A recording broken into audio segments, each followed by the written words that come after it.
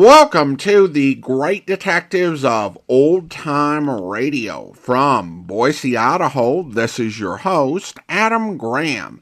In a moment, we're going to bring you this week's episode of Dragnet. But first, I do want to remind you, our listener support and appreciation campaign continues, and you can become one of our ongoing Patreon supporters at patreon.greatdetectives.net.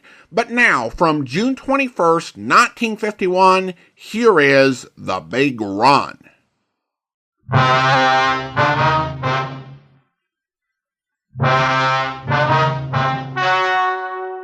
The story you are about to hear is true. Only the names have been changed to protect the innocent. Fatima Cigarettes, best of all long cigarettes, brings you Dragnet.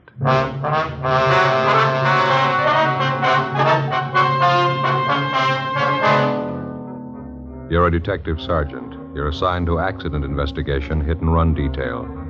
You receive a call that two elderly women have been struck down in a crosswalk by a hit-and-run driver. The women lie in Georgia Street Hospital. Their condition is critical. Your job? Find the driver.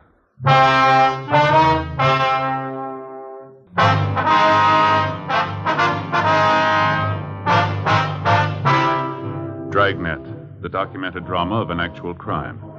For the next 30 minutes, in cooperation with the Los Angeles Police Department, you will travel step by step on the side of the law through an actual case transcribed from official police files.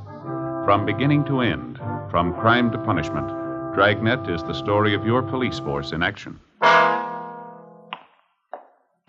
was Saturday, September 5th. It was mild in Los Angeles. We were working the day watch out of accident investigation, hit-and-run detail. My partner's Ben Romero. The boss is Benny Caldwell, chief of traffic. My name's Friday.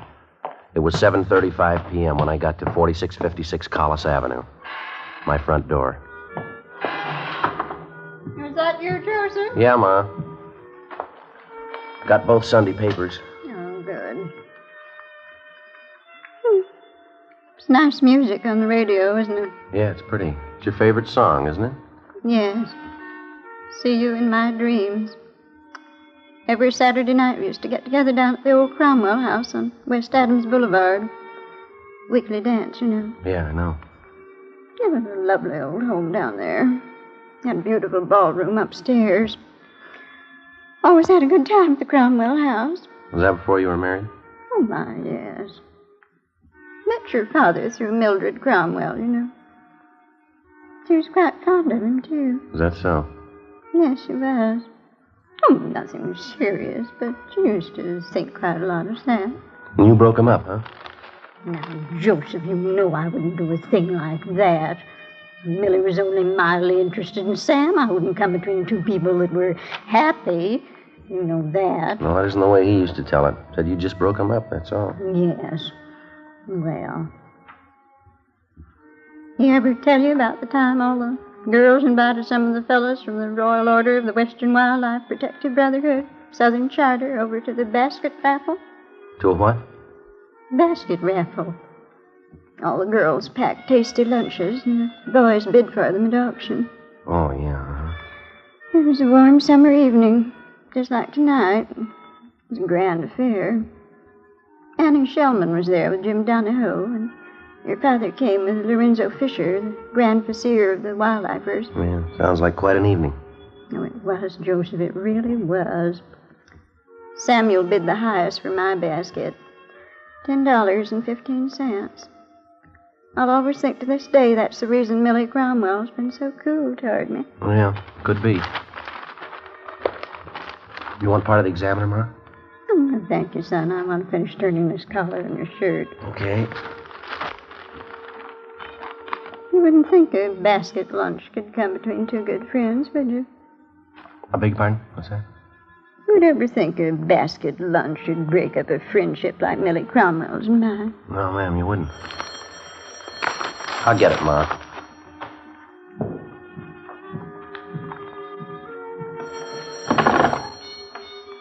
Friday talking. This McDermott, Joe. Oh, yeah, Mac. Got a bad one. Two elderly women were struck by a hit and run. Well, just a minute, Mac. I can't... Hey, Ma, would you turn down the radio, please? Oh, all right. Thank you.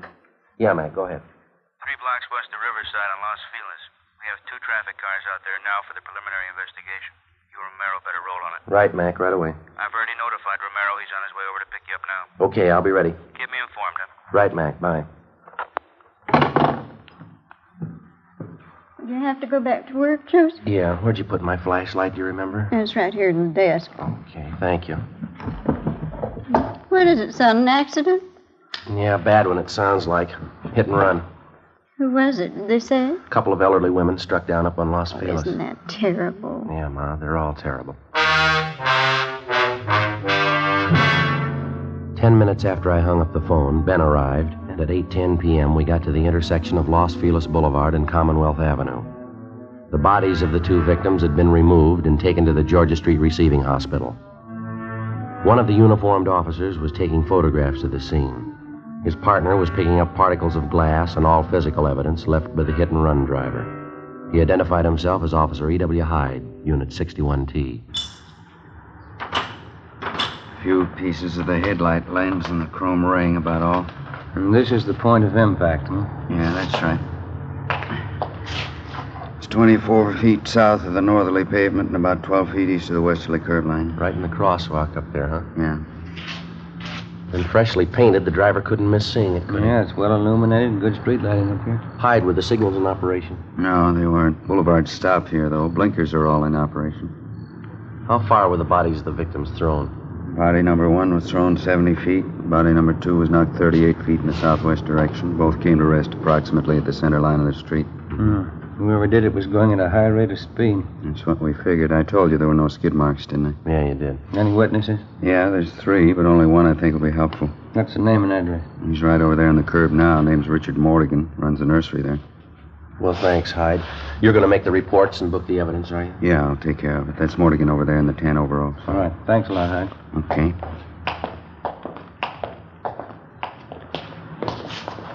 Your name, Richard Mortigan, is that right, sir? Yeah, that's right.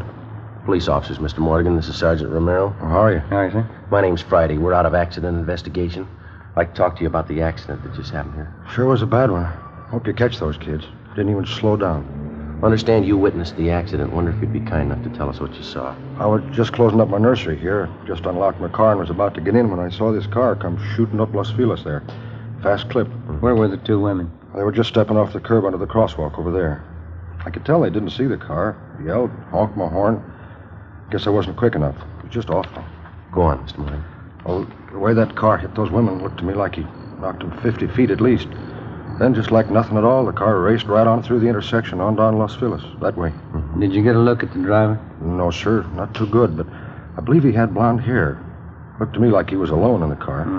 Anything more about him? Looked like a young kid to me. I'll bet on that. He was young, blonde kid, about 18, 19, on in there.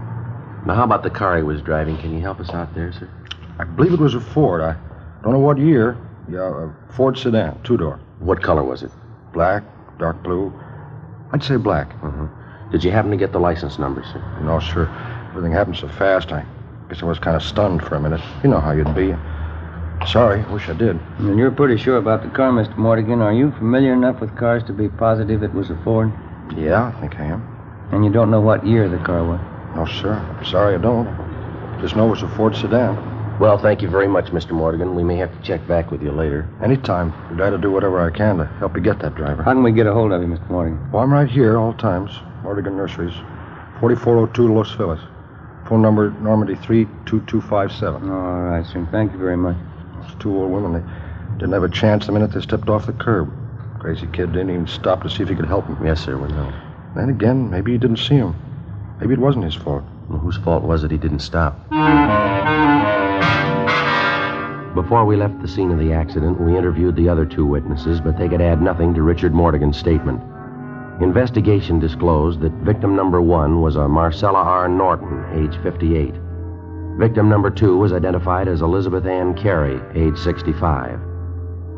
Ben and I drove over to the Hollywood station, where we met Officer Hyde, who was just completing his reports and was booking the physical evidence found at the scene of the accident. Included in the evidence were the topcoats worn by the victims at the time they were struck down. All this was turned over to Lieutenant Lee Jones in the crime lab. Ben and I compiled the small amount of information that we had. The physical evidence found at the scene and the scanned information that the witnesses were able to give us. Not enough for us to attempt to identify the driver of the hit-and-run car. Well, it wasn't much to go on. 9:54 p.m., we got a call from Lee Jones, who said that he'd completed his investigation and wanted to see us right away. We went over to the crime lab. I think maybe I got what you need here. Well, we haven't got much now, so almost anything will help, Lee. Well, let's go back here. All right, fine. First off, your witness out there, what was his name? Mortigan? Yeah, well, Mortigan was right. The car was black. Then a microscopic analysis on scrapings found on the victim's coats. Yeah. I'd say a black car, previously painted tan or sand color under the black. That was one of the things he's positive of. How about the make and the models? Anything there? Is that too much to ask? I think maybe I can help you there, too. What's the break-in? Let's see. Just got back from the lighthouse. Ran a lens meter test on those pieces of broken headlight lens, and the diopter reading shows that that particular type lens was made in 1934. Well, how about the make of the car, Lee? The only company that used this type of lens was the Ford Motor Company. Pretty positive about it? Ran a spectrographic test on the chemical composition of the glass in the lens. Checks out. Well, we got a car to work on. That's it, 1934 Ford black. Oh, thanks a lot, Lee. It's all right. When you find the car, I can tie it in definitely for you. Well, that's fine. Oh, excuse me. Crime Lab, Jones. They're right here, Mac. Just a minute. You're either one of you. It's McDermott. I'll take it, Joe. Okay. Yeah, Max Romero. Oh, when? Yeah, me too. Yeah, right. Mac just got word from Georgia Street. Yeah? Both victims. They just died. With the death of the two victims, what had only been a hit-and-run felony had now become a case of manslaughter, 2 counts. Ben and I went back to the office and met with Lieutenant McDermott. Past experience has proven to the traffic officer that the quickest and surest way to a successful prosecution of a hit-and-run case is with the full cooperation of the average citizen. A hit-and-run felony differs from the ordinary police case in that the investigating officers are not dealing with a criminal suspect. In a case of this nature, the guilty party could well be the outstanding citizen of his community. In all probability, he had no motive for a crime, only motive in running from the scene of the accident. Well, the one way to gain citizen cooperation was to acquaint him with all the details of the accident, any and all information that we had or would obtain as the case worked towards solution. 10:15 p.m., Saturday, September 5th. In addition to the emergency broadcast put out at the time of the accident, supplemental broadcasts and APBs were sent out. Ben and I then started to make up a special police bulletin. Wanted for manslaughter and hit-and-run felony. Okay. Information regarding identity of occupant of following hit-and-run vehicle. Regarding identity of occupant. Yeah. Vehicle, okay. You got it? Mm-hmm. Involved in accident resulting in death of 2 female pedestrians. Accident. Pedestrian. Accident occurred September 5th. Approximately what time, Joe? 7:30 p.m. Right. On Los Feliz Boulevard at intersection of Commonwealth Avenue. Okay. Now, can I see what we got? Mm-hmm. Thank you. Occupant, young male, Caucasian, approximately 18 to 19 years of age. Vehicle, 1934 Ford sedan, black with tan undercoat, driven by male occupant. This car will have extensive damage to front end. Facsimile photographs of type of car wanted appear on this bulletin. Got the photos right here. Side, front, and back view. Okay, this ought to do it. Let's get it down to the printing bureau right away, huh? Yeah. Auto paint shops, wrecking yards, garages, repair stations, used car lots, insurance company. The daily papers are running a spread on it in the next edition. That ought to cover it. Yeah, it's all there if it gets to the right person. Wednesday, September 9th, 10:45 a.m. The inquest of the 2 hit-and-run victims was held, and the jury returned a quick verdict of manslaughter, 2 counts, naming a John Doe as guilty. For the next 3 weeks, we received numerous phone calls concerning the black Ford sedan. All leads were checked out and failed to materialize. Cars fitting the description of the wanted vehicle were constantly being stopped and the occupants questioned. We got nowhere. Ben and I followed up on our bulletins. We checked various garages and paint shops. Used car lots were checked and rechecked. No luck. Monday, October 3rd, 2:30 p.m. We were on our way back to the office after having canvassed several wrecking yards and repair stations. I never knew they made so many black 34 Fords. Yeah.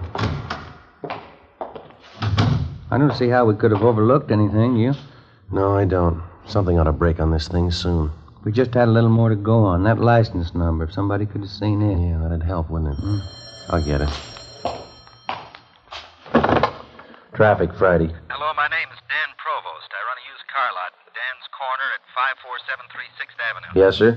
I'd like to talk to somebody regarding that last bulletin you sent out, September 7th this year. Well, I think maybe I can help you, sir. That 34 Ford you're looking for on that hit-and-run thing? Yeah, that's right. Young kid, blonde, says he's got some repair work for us. Yeah? I got one of my mechanics stalling him now. What's the car look like, Mr. Provost? Like the one you're looking for. The reason I called is because he says he banged up the front end. Right away, I remembered the bulletin. All right, sir. See if you can hold him there, will you? We'll be right over. I'll do my best. We'll be right there, sir. I think I've got your man for you. It took us 15 minutes to get to 5473 6th Avenue, Dan's Corner. We crossed over the gravel-covered lot to the rear, where we found a small wooden shack marked office. Dan Provost met us at the door. I'm Provost. You the police? Yes, sir, that's right. I'm sorry I did my best, but I couldn't hold him here without making him suspicious, but I'm sure he'll be back. How do you know? You see, he bought this car from us, says he had a little accident and wanted us to fix it up for him. I told him we would if he'd bring it in. Why do you think he left? It's only been about 15 minutes since you called us downtown. Well, he might have heard me talking to you. Well, if he did and he's our man, I doubt very much if he'll be back. Oh, I bet he will. Blonde kid, about 19 years old, driving a black 34 Ford just like the one you're after. Well, can you give us his name and the license number of the car? Sure, it's Curly Watson. License number, I got it right here. It's 9R9707. I looked it up on his contract. And this name, Curly, you have his full name? Sorry, I guess I'm a little excited. It's Wilfred E. Watson. Everybody around here calls him Curly. I'm pretty sure he's the one you want. I know that car. I bought it from us about 5 months ago. Well, it's just too bad you couldn't have detained him just a little longer, Mr. Provost. Well, like I say, you don't have to worry. He'll be back. What makes you so sure? From the way he described the damage to us, I'd say he's got about $75 to $100 worth of work on that front end. Yeah? I know he's the man you want. I'm going to be in trouble if he's not. What do you mean? Well, it was the only thing I could do on the spur of the moment like that. Yeah. That's how I know for sure he'll be back here. Well, how's that? I told him I'd fix his car free.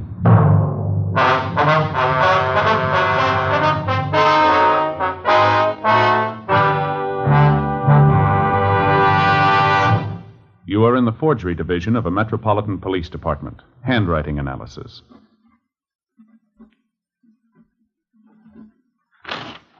All right, now write the alphabet in lowercase, please.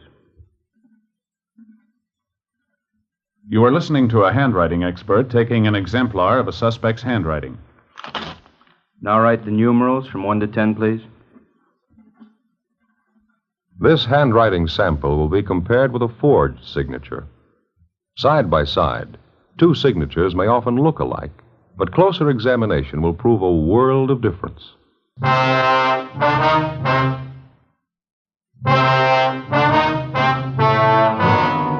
We called Lieutenant McDermott and filled him in. He sent Sergeants Kilpatrick and McClendon out to relieve Ben and me and to maintain a stakeout on Dan's Corner, the used car lot, in the event the suspect should return. We went back downtown to R&I. Wilfred E. Watson had a record and was wanted by the Fresno Police Department, where he had jumped bail. The charge was grand theft. We took Watson's mugshot back to the used car lot, where he was positively identified by Dan Provost. Ben and I went to his last known address. The landlady told us that Watson had moved approximately a month ago and had not left a forwarding address. From his mama sheet, we obtained a list of his friends and associates. All efforts to locate him failed. The stakeout continued. We showed the mugshot to Richard Mortigan, the one good witness to the accident. He said he could not identify Watson as he did not get too good a look at him, but he stated that there was a possibility that he could be the man. A week went by. The whereabouts of the suspect was still unknown. Tuesday, October 10th, Ben and I were out running down a lead on Watson when we received a call to return to the office. Lieutenant McDermott met us as we got there. I put that call in for you. Anything doing, Matt? I got a lead. I don't know how good it'll be, but we ought to check it out right away. Well, what do you got? We just received a call from the Santa Monica PD. Uh-huh. Mrs. Agnes Hastings called in and gave him a little something. Yeah? As I say, maybe there's nothing in it, but see what you think. All right. The Hastings woman stopped in at a local soda fountain down there. The place is patronized by the hot rod crowd. Mm-hmm. Said she overheard part of a conversation between a couple of the kids. Yeah? This one dark-haired boy was sitting at the counter when another kid walked in the front door.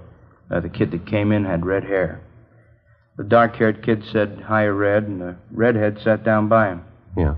Then one of the kids made some remark about the boy's red hair, asked him why he dyed it. The redhead said, "Well, they're looking for a blonde, aren't they?" Yeah?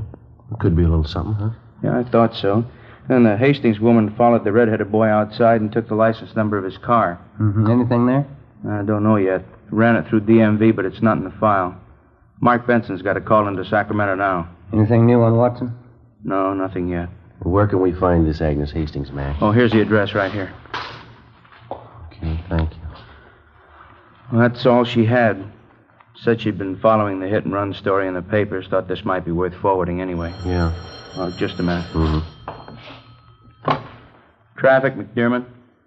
Oh, hi, Art. Yeah? Oh, you did, huh? Mm-hmm. Yeah, I see. Uh-huh.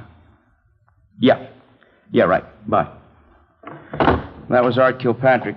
He and McLendon picked up Watson. Yeah, anything?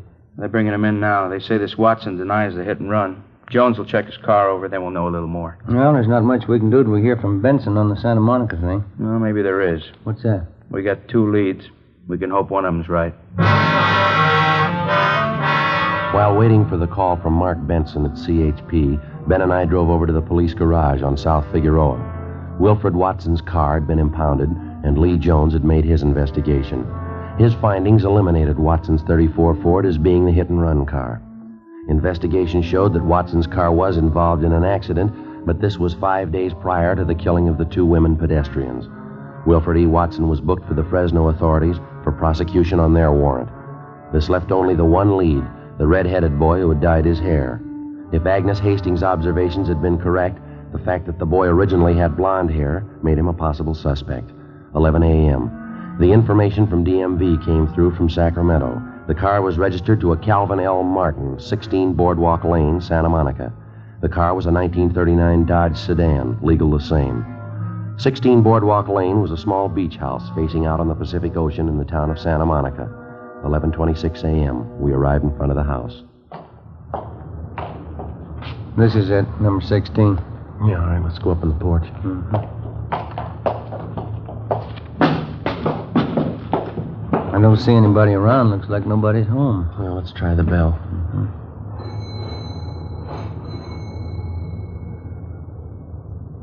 Well, I guess you're right. Nobody home. Yeah. Let's check the garage, huh? All right. It's around the side, isn't it? Yeah, it's right there. Oh, yeah. Padlock. Maybe there's a window around the side. Mm-hmm. Yeah. Come here, Joe. All right.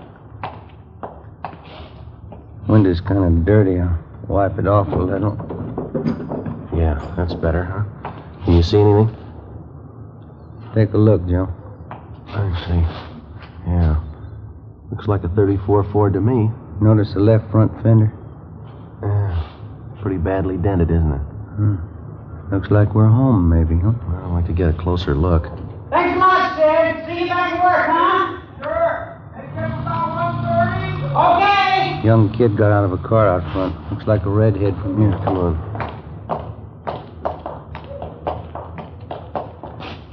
Hi. You men want something? Police officers.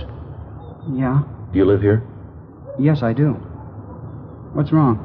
What's your name? Louis Martin. Who is Calvin L. Martin? My father, why? Does he own a 1939 Dodge? Yeah, that's right. Anything wrong? Whose car is that down in the garage there? Belongs to a friend of mine. I just let him keep it in there. What's his name? Jesse. Yeah, well, Jesse what? Jesse Armstrong. Where does he live? Over on Venice Boulevard. What's the number? I don't know offhand. And you let him park his car here in your garage? You don't know where he lives? Well, I know, but I just can't think of it. I don't understand. What's wrong? You got a key to the garage? No, Jesse's got it. You don't keep a key to your own garage? No, I let Jesse keep it. Have you always had red hair? Sure, why? Red on top and blonde at the roots, is that it? I wish you'd tell me what's going on. No, Armstrong, you tell us. Well, watch it, Joe. All right. Let's hold it right here. I didn't do anything. Let me go. Well, how about it, son? That's the second time you tried to run now, isn't it? How'd you find me? Who told you? You want to tell us about it? I didn't mean to hit those two women. I was coming home from up in L.A. I was late, and I was trying to hurry to get home. I didn't see him until it was too late. Why didn't you stop? Why'd you run? I was afraid. I just couldn't face it. I thought I could get away with it, I guess. I'm sorry. I didn't mean to do it. Do you know those two old women died as a result of you running them down? No. I didn't know they'd die. All right, come on, son. Let's go. I didn't really mean to do it. I'll tell everybody I'm sorry. I am sorry. That'll make a difference, won't it? You killed two people. You figured.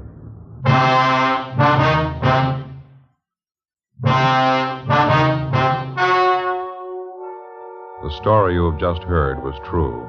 Only the names were changed to protect the innocent. On December 17th, trial was held in Superior Court, Department 81, City and County of Los Angeles, State of California. In a moment, the results of that trial.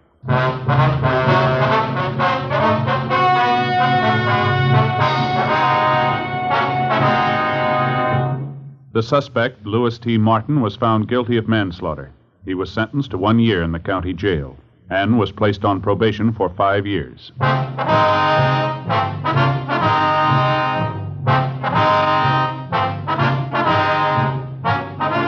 You have just heard Dragnet, a series of authentic cases from official files. Technical advice comes from the Office of Chief of Police W.H. Parker, Los Angeles Police Department.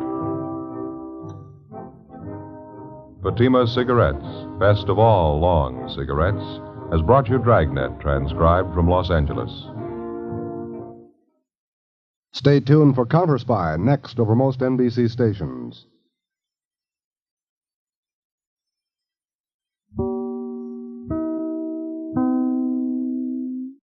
Welcome back. It's an interesting episode that highlights the challenge of trying to be a fugitive while remaining in the same place. And our suspect just made so many mistakes that gave himself away. A boy dyeing his hair red in this era would stand out a lot more than a blonde boy who looked like the vague description of the suspect. And then, of course, you had the car, which was a dead giveaway. And there might have been some things he could have done to mitigate that, like wait a few weeks to get it fixed. But then he'd have a risk of people noticing he was walking. In the end, he was probably done for as soon as he left the scene of the accident and decided to try and go about his life as if nothing had happened, with a few modifications that just made him stand out like a sore thumb. Well, now it's time to thank our Patreon supporter of the day. And I want to thank Jim and Rachel, Patreon supporters since March 2016, currently supporting the podcast at the Shamus level of $4 or more per month. Thank you so much for your support. And that will do it for today. If you're enjoying the podcast, please follow us using your favorite podcast software, and be sure to rate and review the podcast wherever you download it from. We will be back next Thursday with another episode of Dragnet, but join us back here tomorrow for yours truly, Johnny Dollar, where... Can you come down here to Lake City, Mr. Dollar, right away? Well, it depends. What's this all about? Ian McAndrews. Who's Ian McAndrews? Oh, don't you know he's the man who founded Lake City? So what's happened to him? He's dead, Mr. Dollar, or rather, he isn't. Huh? Well, that is to say, he died, Mr. Dollar, about 5 years ago. And? Well, in due time, of course, we paid off the claim on his life insurance policy, $55,000. Everything in order and perfectly all right. Well, then? But now... Oh, no, Mr. Mr. Dollar. You just won't believe it unless you come here and see for yourself. Won't believe what? Ian McAndrews has come back. Huh? Either he or his ghost has come back here. Oh, now, wait a minute. No, it's true. It's absolutely true, sir. Ian McAndrews is haunting Lake City. So please come as quickly as you can. I hope you'll be with us then. In the meantime, send your comments to box13@greatdetectives.net. Follow us on Twitter at Radio Detectives and check us out on Instagram, instagram.com/Great Detectives. From Boise, Idaho, this is your host, Adam Graham, signing off.